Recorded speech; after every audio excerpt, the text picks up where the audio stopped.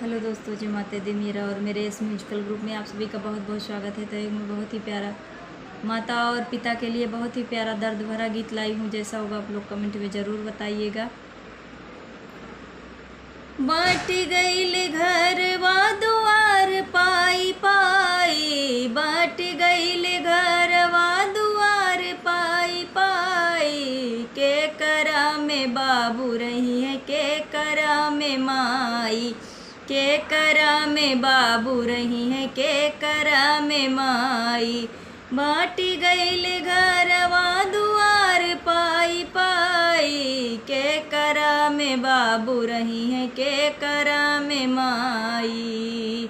ना वो महीना माई पेटवा में ढोवेली, माथवा के चूमी चूमी दूधवा पियावेली। ना वो महीना माई पेटवा में ढोवेली, माथवा के चूमी चूमी दूधवा पियावेली। एक ही माई से पैदा भइले दो भाई, एक ही माई से पैदा भइले दो भाई, के करा में माई रही है, के करा में बाबू, के करा में बाबू रही है, के करा में माई।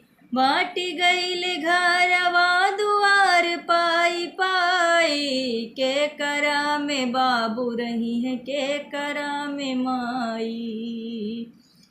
हुए बरसात चूए आंगना वो सारी, हुए बरसात चूए आंगना वो सारी, रात भर पानी काछे बुढ़िया महतारी, रात भर पानी काछे बुढ़िया महतारी। गिरवी जमीनिया बोल कैसे छोड़ाई, गिरवी जमीनिया बोला कैसे छोड़ाई, के करा में बाबू रही है, के करा में माई, के करा में बाबू रही है, के करा में माई।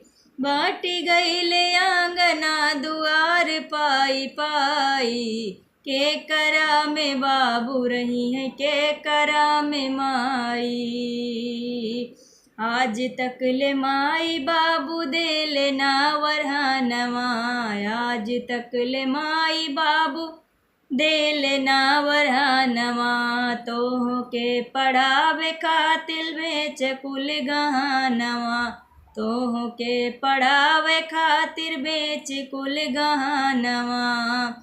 मेहरी भइल बतोहरी देख लक्ष्मी बाई, मेहरी भइल बतोहरी देख लक्ष्मी बाई, के करा में बाबू रही है, के करा में माई, के करा में बाबू रही है, के करा में माई।